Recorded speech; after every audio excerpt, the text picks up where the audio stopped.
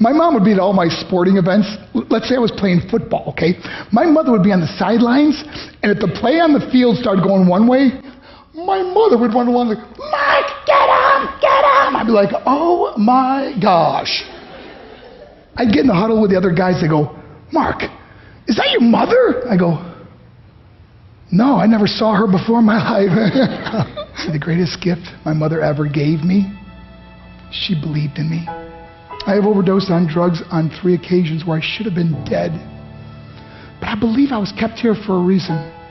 You show me your friends, I will show you your future. How do I know this?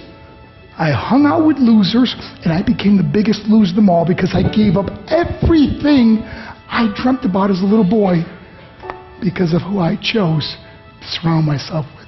My friends would drive me home at 2, 3, 4 in the morning. We'd be drunk and high, laughing in the car. We'd pull up in front of my house in New York. They go, Mark, the light's on. I go, oh man, my mother's up. See, my mom wouldn't go to bed until she knew her son was still alive. I'd walk in, she'd say, hi Mark, how was your night? I go, it was good, Mom, I'm just gonna go to bed. She goes, can I talk to you for a minute? I go, Mom, I'm tired, I'm just gonna go to bed. She goes, Mark, I haven't seen you all day and all night. Can I please talk to you? I said, man, just leave me alone. You bug me. I'd slam my bedroom door on the one person who believed in me. I was on a worldwide tour and we were wrestling overseas in Japan. After my wrestling match, I went upstairs in my hotel room and I fell asleep. There was a knock at my door at 3 o'clock in the morning. I got out of bed and I looked through the safety window and I could see it was a Japanese promoter. So I opened the door and he said, Mark, you need to call home. There's been an emergency. I went and got on the hotel room phone. I called back to the United States and said, hey, what's going on? They said, Mark, I don't know how to tell you this. I said, just tell me what happened. All of a sudden they started crying. They go, Mark, I can't tell you. I said, just say it. They said, Mark, your mother died. I just threw the phone down. I ran out of my hotel room. I took the elevator to the lobby, and when the doors opened up, I just ran out into the street. I mean, there was no cars, there was no people. It was 3 o'clock in the morning.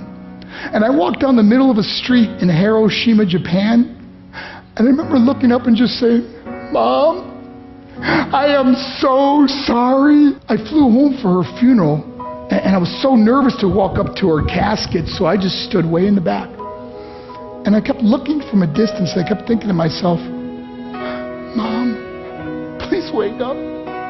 Please get up. And then I finally got the nerve to walk up to her. And as I got closer, I could see my mom for the first time. I mean, she was so beautiful.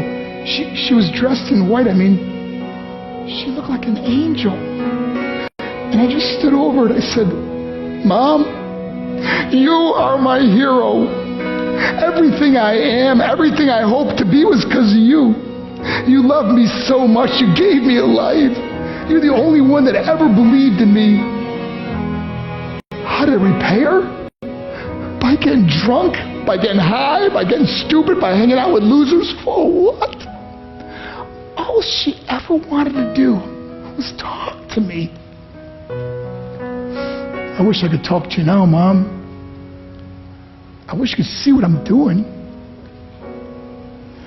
Why couldn't I have been a better son?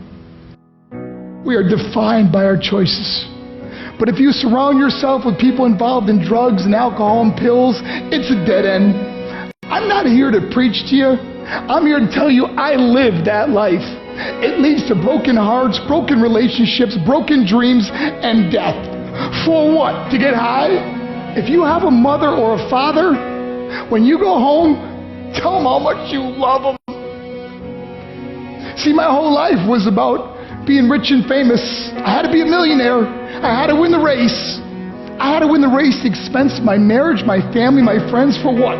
To be all alone in the world? I learned what is truly important, and that is how precious this gift of life is, and our families, and how quickly it can be taken away. See, I no longer live in time. I live in moments. See, it's not what's in your pocket that matters. It's what's in your heart that truly matters. Love. Love is just a word until somebody comes along and gives it meaning. You're the meaning.